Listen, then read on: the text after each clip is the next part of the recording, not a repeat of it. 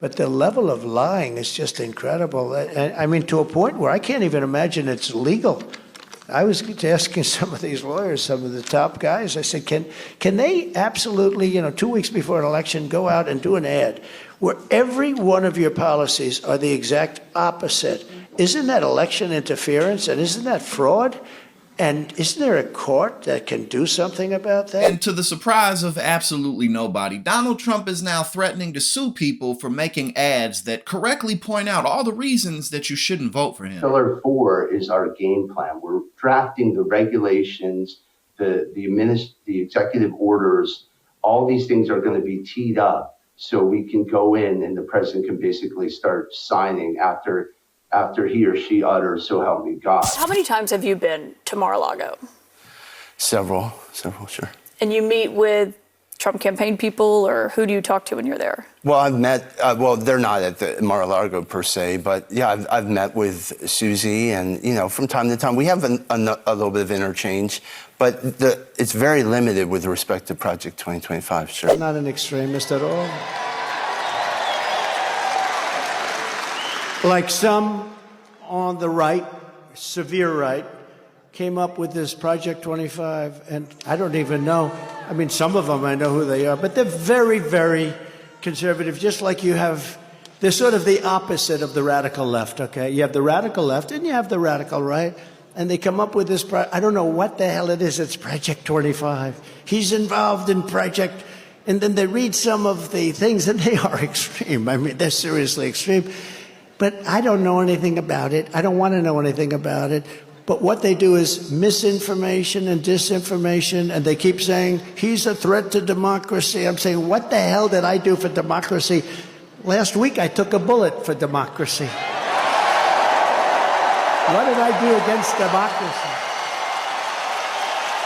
Crazy. And of course, Donald Trump and all of his minions continue to deny that he has anything to do with Project 2025 or that he'll implement anything within it, even though the Republican agenda has always primarily been in line with Project 2025, like being against raising wages, not really being in favor of the welfare state like Social Security, wanting to get that out of there, and being anti-abortion. Things like that are pretty typical when it comes to the GOP. I want to thank Heritage. I want to thank Madam Chairman, you. I would like to thank the entire group that you've so brilliantly put together. And I think tremendous things are going to be coming out of Heritage. I know how wealthy the people in this room are, so start shelling out to Heritage, okay? I had to say that, Kevin, I'm sorry. Shell out, because ultimately it's all about the success of our country, and that's what they want. They want our country to be great again. They want our country to be safe and successful again. You know what? This hearing is actually the best example of what waste, fraud, and abuse looks like, because the only reason we're having this hearing is because somebody got their feelings hurt in a debate. And I don't understand why we're wasting taxpayer dollars. Next time, tell your big boy to show up and be ready to handle the woman in the room who hopefully will become the next president of the United States. Nevertheless, while we do have two amazing authors from Project 2025, which it seems like everybody got the memo, like, yes, I'm going to double down and say it's my thing, but I'm going to make sure I also say that it ain't our homeboys thing, because we know that it doesn't poll very well with the American people, because the American people are woke enough to recognize that there is nothing good in it for them. So with that being said, Ms. Perryman, I'm just curious, and this is yes or no. Is Trump's name ever mentioned in Project 2025? Yes or no? Just yes or no. I got you. Within the document itself, yes. There are a number of references to the former administration. So is Trump's name mentioned just one time? I believe it's mentioned more. Okay. 5 times. I haven't counted. Oh, okay. Well, if I told you that his name is mentioned approximately 312 times, would you have any reason to dispute that? I don't have any reason. Okay, thank you very much. So it's interesting that we want to try to pretend. We're not going to pretend in here. We're going to work with facts and not fiction. Mr. Hamilton, I don't want you to feel left out of this conversation. So I'm going to make sure I ask you some questions. Let me know if you're having problems answering them, because they really should be yes or no. Let's see, you're the executive director for the America First Legal, correct?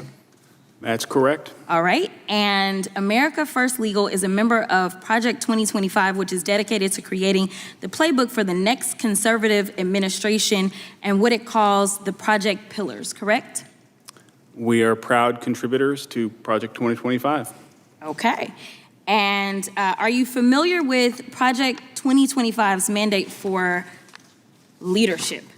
In fact, I am. Okay. And in fact, you wrote some of the sections of this mandate related to the DOJ, correct? Sure did. And the mandate outlines policy priorities for the next conservative president. Is that correct? It does. You've done a great job. I just want to let you know. All right, so let's walk through some of the provisions of the mandate. It calls for eliminating the Department of Education, eliminating the Department of Commerce, deploying the military for the use of domestic law enforcement against protesters under the Insurrection Act of 1807. It also has the repealing of Schedule F status for thousands of federal employees to allow a president to replace career civil servants with unqualified partisan loyalists. That's probably my favorite of it. It also prohibits the FBI from combating the spread of misinformation and disinformation, like Russia and China, who are actively trying to interfere with American elections. I don't know why or how anybody can support Project 2025. And I know that there was allegedly a joke about dictators and whether or not that's funny, but in the United States of America, dictatorships are never funny, and Project 2025 is giving the playbook for authoritarianism as well as the next dictator to come in.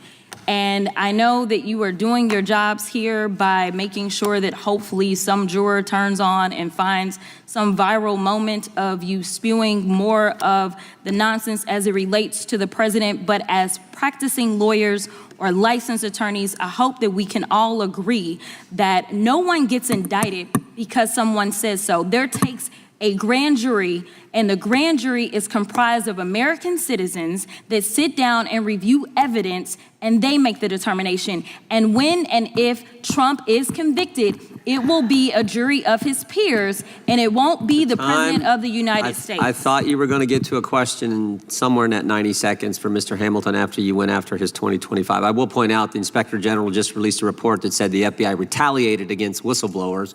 One of the reasons we do need some changes, but there was no question there. But Mr. Hamilton, if you want to give it some kind of response, you're more than welcome to do that. Mr. Chairman, my only response would be to say that there are a great number of policy options that have been provided to any future conservative administration through Project 2025. And it's an attempt to restore the rule of law. Listen, at the end of the day, this race seems close. Maybe it is, maybe it isn't. But I do want to point out that federal election polling hasn't been worth a damn for over a decade now. The polls were wrong in 2016. They were off in 2020. There was no red wave in 2022. And of course, after the reversal of Roe v. Wade, Democrats have been overperforming the polls. And Kamala Harris and the Democrats are overperforming in early votes on a 2-to-1 margin compared to Republicans. It's looking like this election is absolutely going to be very, very high turnout. And it's looking like this is going to be yet another election where the polls really weren't all that helpful. So at the end of the day, what we all really need to do is simply show up and vote. That's all you got to do. If you're already registered to vote, send your vote in early. But if not, just go on election day. And I think Kamala Harris is going to pull this out.